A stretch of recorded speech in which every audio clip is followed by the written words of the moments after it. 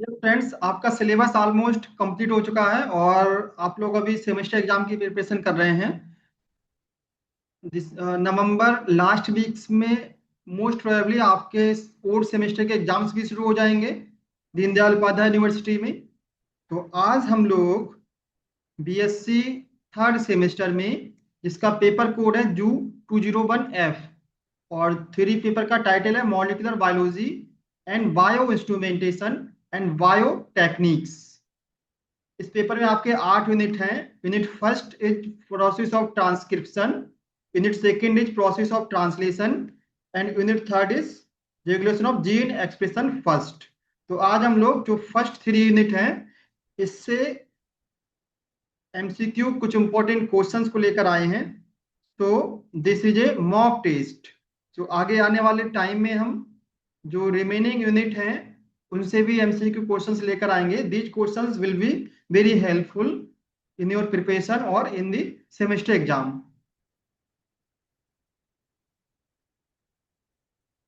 तो first question is,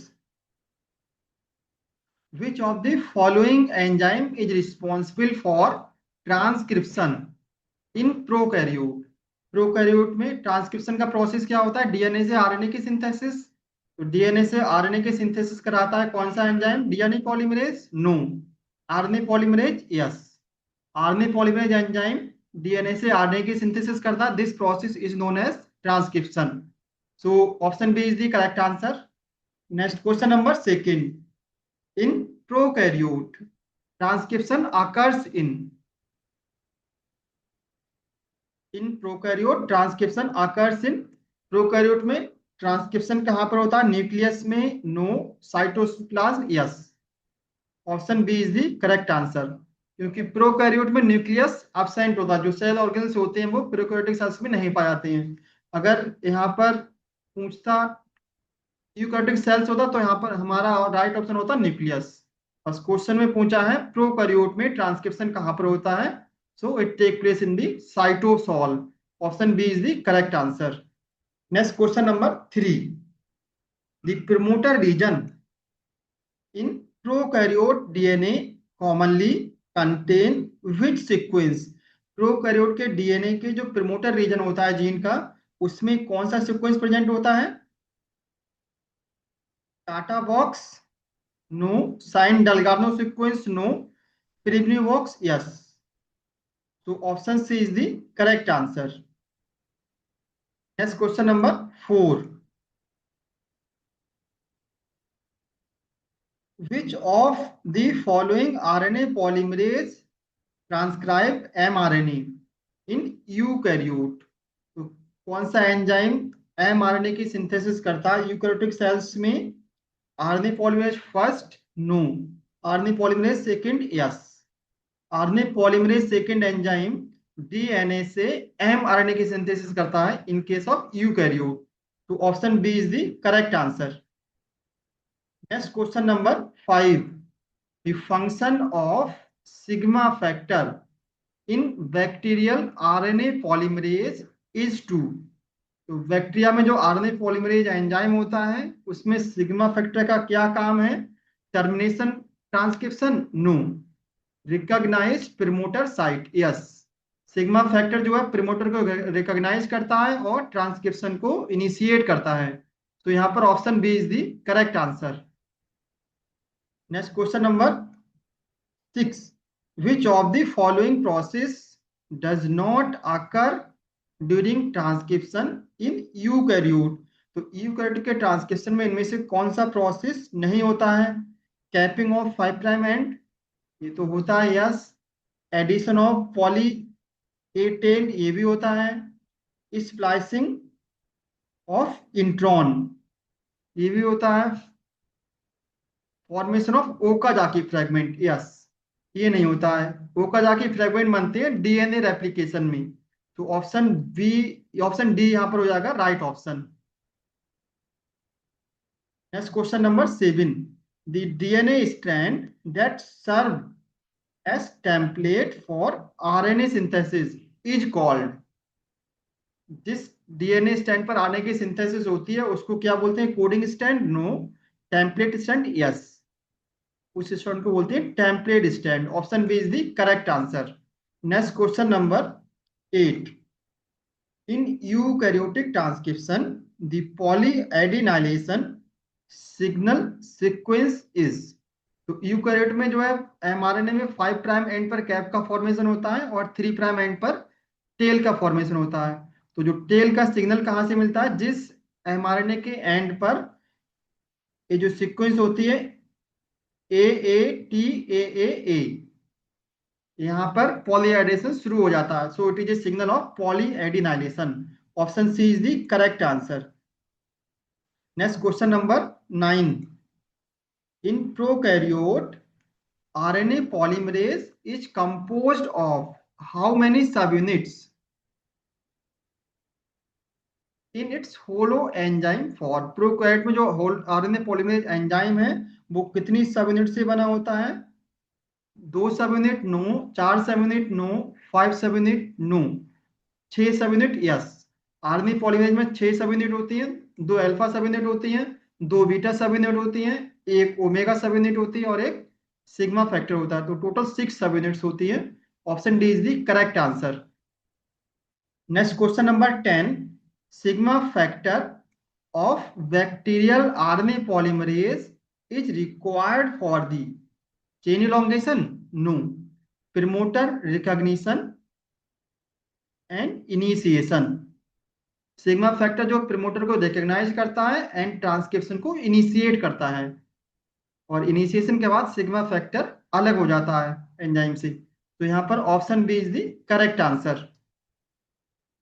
तो next question is question number 11। Which RNA polymerase transcribe rRNA gene 28S, 18S, 5.8S in the eukaryote. तो जो rRNA के gene, rRNA की synthesis कौन से एंजाइम से होती है? RNA polymerase first. RNA polymerase first rRNA की सिंथेसिस करता है। यूकैरियोट में 3 डिफरेंट टाइप के आरएनए पॉलीमरेज होते हैं, वो 3 डिफरेंट टाइप के आरएनए की सिंथेसिस करते हैं। तो यहाँ पर आरएनए पॉलीमरेज सिंथेसाइज करता है rRNA के लिए। Option A is the correct answer. Next question number 12। The start codon for translation in most organism is UAA, no. UAG, no. AUG. AUG is known as start codon. So option C is the correct answer. Next question number 13. In prokaryote, the small ribosomal subunit recognize the mRNA through the। Prokaryote में जो small ribosomal सब unit है वो mRNA को कैसे पता करती है, कैसे आइडेंटिफाई करती है? तो आरएनए में क्या प्रेजेंट होता है? एमआरएनए में TATA box, no. Shine Dalgarno sequence, yes. MRNA में प्रेजेंट होता है SDS sequence, Shine Dalgarno sequence. इसको आरआरएनए रिकॉग्नाइज करता है और इससे बाइंड कर जाता है ribosome. Option B is the correct answer. SDS sequence present होती है एमआरएनए में और राइबोसोम इससे बाइंड करता है। Question number 14. The first amino acid incorporated during translation initiation in prokaryote is। तो प्रोकैरियोट में जब ट्रांसलेशन होता है तो पहला अमाइनो एसिड कौन सा इनकॉर्पोरेट होता है? Methionine, no. ये तो यूकैरियोट में होता है methionine. Formyl methionine, yes. It is formyl methionine which first enter into translation in the prokaryote. So option B is the correct answer. Next question number 15. During elongation, which enzyme catalyze formation of peptide bond between amino acid? जब elongation होता है, peptide chain का translation होता है जब, तो peptide bond का formation कौन करता है? इस एंजाइम का नाम है peptidyl transferase enzyme. Option A is the correct answer. Next question number 16. During elongation, the tRNA carrying the growing peptide chain is located at the translation में जब पेप्टाइड चेन का इलोंगेशन होता है तो टीआरएनए किस साइट पर enter करता है, राइबोसोम की किस साइट में एंटर करता है, क्वेश्चन में पूछा गया है। सो ए साइट में नो, पी साइट में yes. Option B is the correct answer. जब इनिशिएशन होता है तो टीआरएनए एंटर करता है ए साइट में, हमारे से लेके आता है, और जब इलोंगेशन होता है पेप्टाइड चेन का तब टीआरएनए एंटर करता है पी साइट में of ribosome. Option B is the correct answer. Next question number 17। Translation termination occurs when the ribosome encounters edge। तो ट्रांसलेशन का टर्मिनेशन कब होता है, जब राइबोसोम को स्टार्ट कोडॉन मिलता है, नो। Stop codon, yes. जैसे राइबोसोम रीड करता है हमारे ने में, जैसे ही उसको स्टॉप कोडॉन मिलेगा ट्रांसलेशन का प्रोसेस स्टॉप हो जाएगा। So option B is the correct answer. Next question number 18। Which of the following are stop codons in the genetic code. 64 type के जेनेटिक कोड होते हैं, इनमें से स्टॉप कोडॉन कौन से हैं ये पूछा गया है। तो पहला ऑप्शन है UAA, UAG, UGA। सो यहाँ पर तीनों ही है स्टॉप कोडॉन है, UAA, UAG, UGA। नीचे वाले तीनों ऑप्शन रॉन्ग ऑप्शन है, तो यहाँ पर right option is E। Option is the correct answer. Next question number 19. The functional unit of gene that produce a polypeptide is called। तो जीन जो होता है सेगमेंट ऑफ डीएनए होता है, उसमें भी एक जीन में भी एक छोटा सा पार्ट होता है जो पॉलीपेप्टाइड की सिंथेसिस करता है, प्रोटीन की सिंथेसिस करता है। उस पार्ट को क्या बोलते हैं, cistron. Cistron is the functional region of the gene, it synthesize protein. So option C is the correct answer. Next question number 20. The fine structure of gene was first studied by। तो gene को first type किसने study किया था, Watson and Crick ने, no. इन्होंने DNA को study किया था। Beadle and Tatum, no. Seymour Benzer, Benzer ने जीन को स्टडी किया था फर्स्ट टाइम। तो यहाँ पर option C is the correct answer. Next question number 21। The smallest unit of mutation within a gene is called. तो gene का वह पार्ट जहां पर म्यूटेशन होता है इसको बोलते हैं muton. So option C is the correct answer. Next question number 22। In prokaryotic transcription which part of RNA polymerase is responsible for catalytic activity. तो आरएनए पॉलीमरेज प्रोकैरियोट में जो होता है वो 6 सब यूनिट से बना होता है। तो इसमें से कौन सी यूनिट जो है वो कैटालेज की तरह काम करती है, एंजाइम की तरह काम करती है, ये पूछा गया है। तो ऑप्शन है आपका, फर्स्ट ऑप्शन है बीटा सब यूनिट। तो फर्स्ट ऑप्शन बीटा सब यूनिट, यस, बीटा सब unit it have catalytic activity. Option A is the correct answer. Next question number 23। In eukaryotic transcription initiation which transcription factor bind first to the TATA box. तो eukaryote के transcription में बहुत सारे transcription factor होते हैं, तो इनमें से कौन सा ट्रांसक्रिप्शन फैक्टर पहले बाइंड करता है। Transcription factor second A, no. TF second B, no. TF second D, yes. TF second D, transcription factor second D पहले बाइंड करता है। Option C is the correct answer. Next question number 24. During elongation, RNA polymerase move along the coding strand 5' to 3' direction, no। template strand, RNA polymerase किस पर move करता है, template stand. और template stand की direction क्या होती है, 3' to 5'। तो option B is the correct answer. Template stand की डायरेक्शन होती है 3' to 5', इसीलिए डीएनए या आरएनए हमेशा सिंथेसाइज होता है 5' to 3' डायरेक्शन में। Option B is the correct answer. Next question number 25। The direction of RNA synthesis during transcription is. तो आरएनए सिंथेसिस की डायरेक्शन क्या होती है, 3' to 5', नो। 5' to 3', yes. हमेशा याद रखिए डीएनए सिंथेसिस हो चाहे आरएनए सिंथेसिस हो, इसकी डायरेक्शन होती है 5' to 3'। और जो टेम्पलेट स्टैंड होता है इसकी अपोजिट डायरेक्शन होती है 3' to 5'। तो यहाँ पर राइट ऑप्शन आएगा option B. Next question number 26, the genetic code is considered as degenerate because, genetic code को डीजेनरेट क्यों कहते हैं?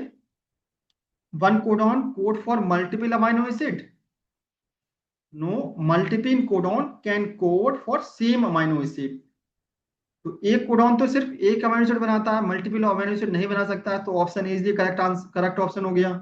सेकंड ऑप्शन है multiple codon can code for same amino acid. कुछ ऐसे कोडॉन्स हैं जो सेम अमाइनो एसिड को कोड करते हैं। मतलब अगर एक कोडॉन अगर डीजनरेट हो गया तो दूसरा कोडॉन उस अमाइनो एसिड को बना सकता है, सेम अमाइनो एसिड को बना सकता है। इसी को बोलते हैं, इस प्रोसेस को, डीजनरेसी ऑफ कोडॉन। तो option B is the correct answer.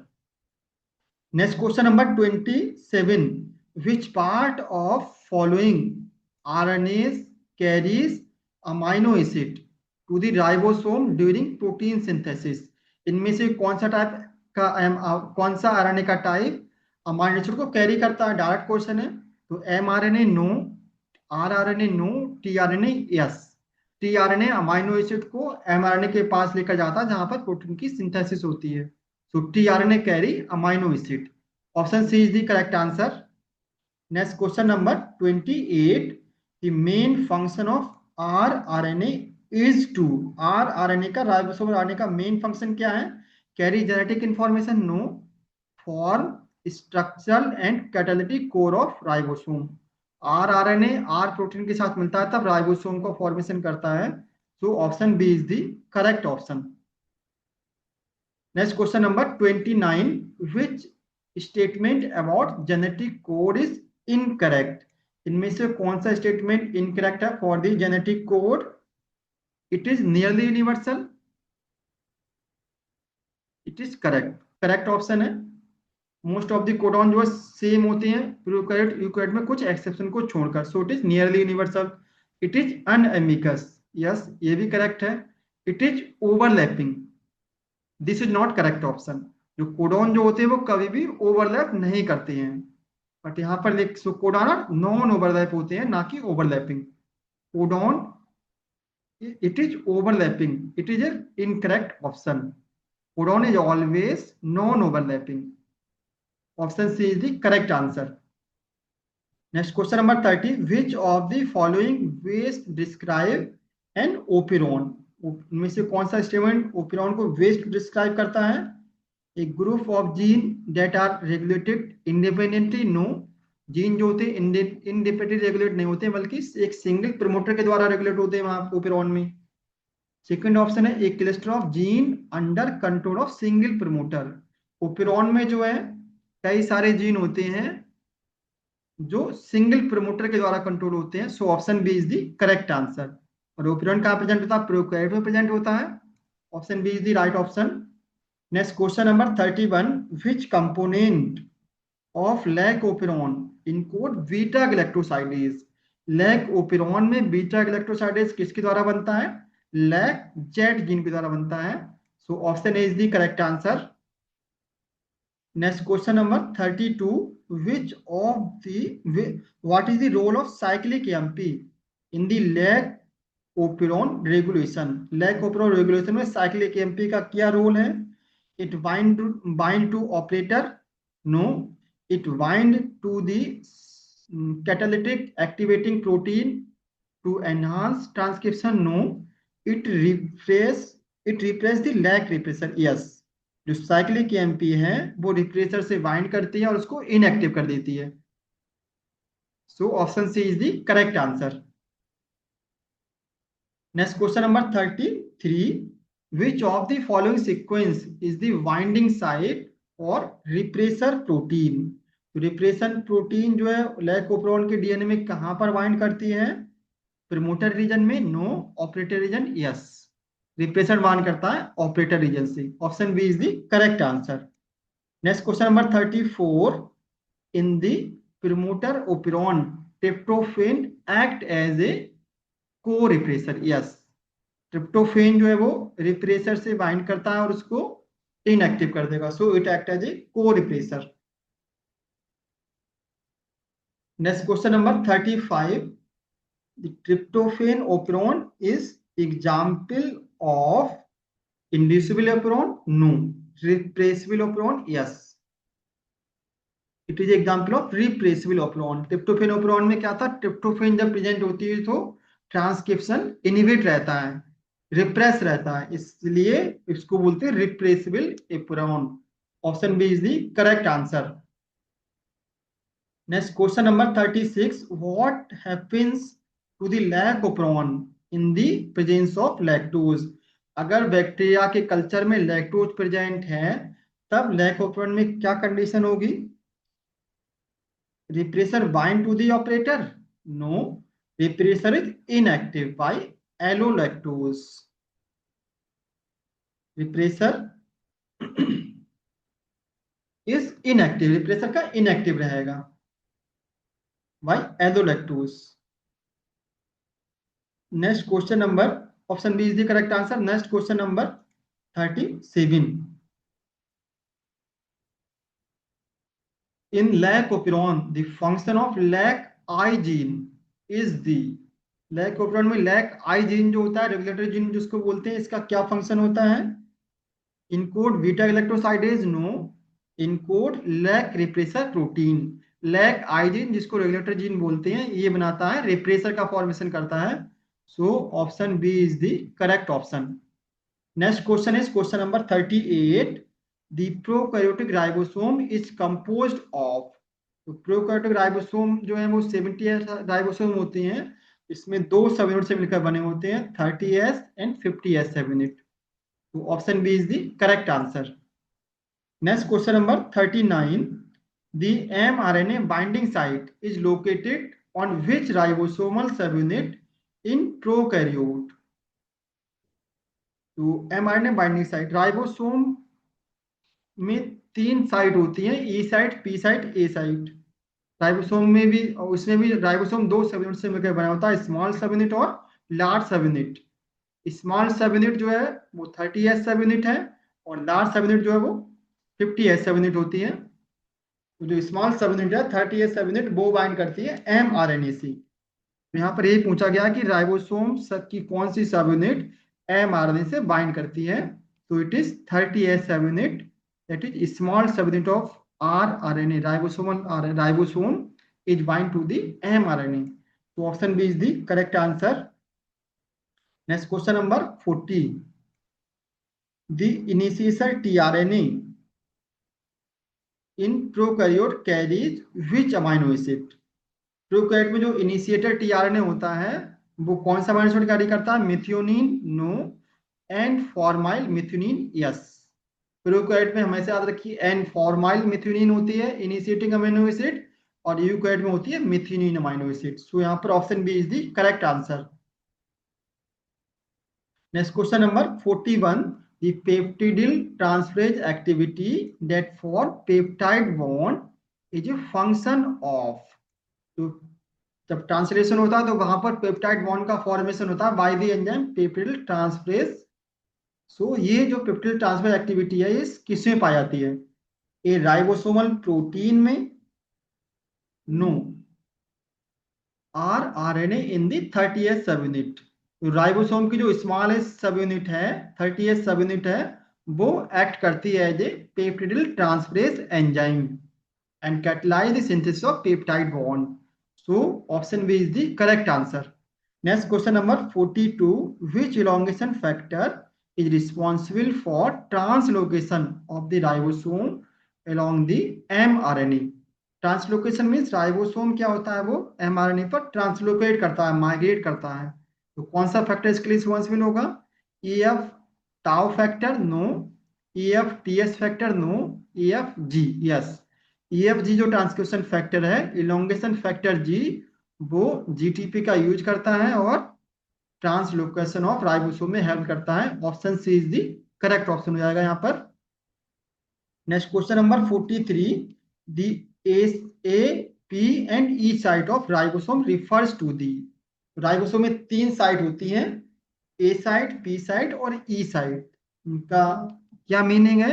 A means attachment, processing, exit site? No. A means होता है अमाइनो एसाइल ए साइट में एंटर करता है जो पहला टीआरएन होता है जिसको बोलते हैं अमाइनो एसिल टीआरएनए, इसका इसलिए इसका नाम पड़ गया है aminoacyl. A site means aminoacyl, P site means peptidyl, and E site means exit site. So A means amino acid site, P means peptidyl site, E means exit site. So option B is the correct option. Next question number 44.